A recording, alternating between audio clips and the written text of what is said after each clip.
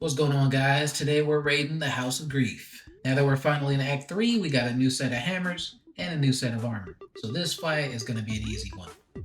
So first things first, our weapon is pre-buffed with Elemental Weapon, giving it thunder damage, and we're using an elixir of Cloud Giant Strength to give us 27 strength. As usual, we enlarge ourselves for an extra 1d4 per swing. We cast haste on ourselves, which we get from our bow. We pop in an invisibility potion so that we can get a surprise turn. We don't need a flying potion this time since we have the Illithid power now. We drink a potion to activate our necklace and get poison damage on both of our hammers, and then we switch to a more useful necklace, the Amulet of Harpers, which allows us to use the ability Shield. After all that, we can start the fight.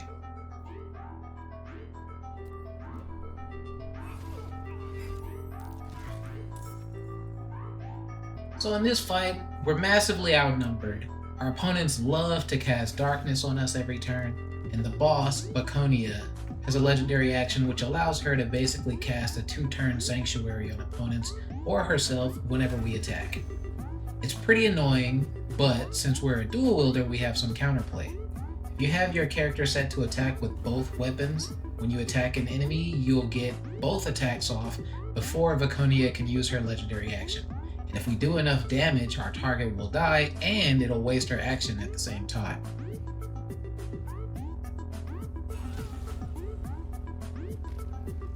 This fight is going to be heavily positionally focused for us for a couple of reasons. The first being all the darkness. We'll pretty much be facing down a cloud of darkness every turn, and since we can't see in darkness, it's preferable for us to relocate.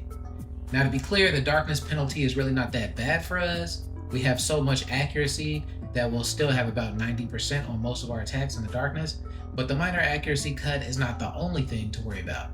The second reason we'll be relying on good positioning in this fight is so that we can avoid all the spellcasters. We have tons of AC, so the melee opponents are not that big of a concern, but the spells still damage us even if we succeed to save, so we want to avoid as much damage as we can over the course of this fight.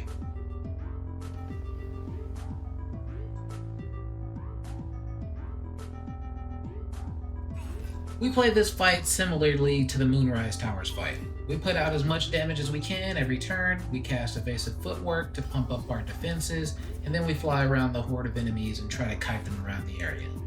Where possible, we try to avoid line of sight with Viconia because of her legendary action.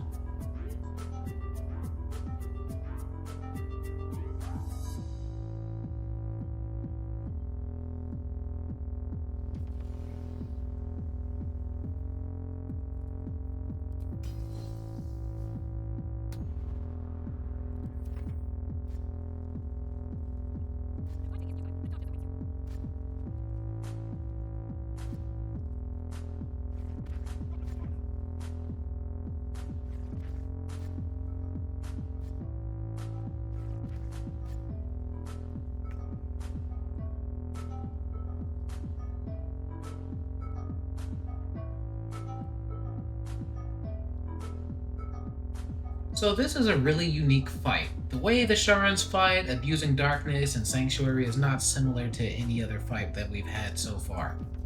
It really makes this one stand out, and the fact that Viconia has sanctuary active before the fight even starts, which basically ensures that she'll be able to make good use of her defensive legendary action and stay alive for long enough to actually be relevant in this encounter, really adds to the fun of the fight.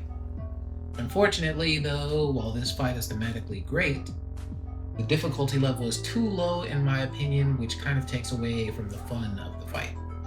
I think throwing a bunch of enemies at you is kind of lame from a game design perspective. It takes away from the fight because the developers can't really make all the enemies super strong and impactful and spectacular because then the fight would be too hard. So instead, they just throw a bunch of low-level, no-name enemies with just 1 or 2 spells and hope that that makes up for the difficulty of the fight. I think Viconia herself is a great boss, but I think this encounter could be improved by lowering the number of enemies to like 5 or 6 and then making them a little stronger, giving them more spells, abilities, weapons, or whatever.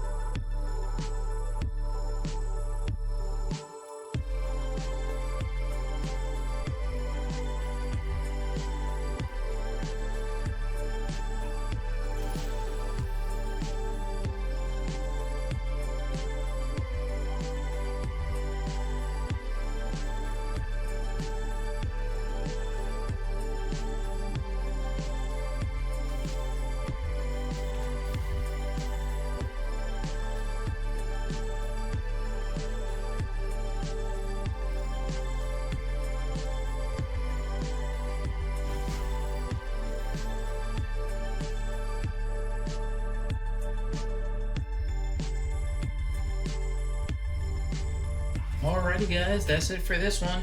If you want to be notified when the next fight is out, feel free to subscribe to the channel. If you want to see more from this character, check out my solo dwarf playlist. That's it. I'll see you in the next one.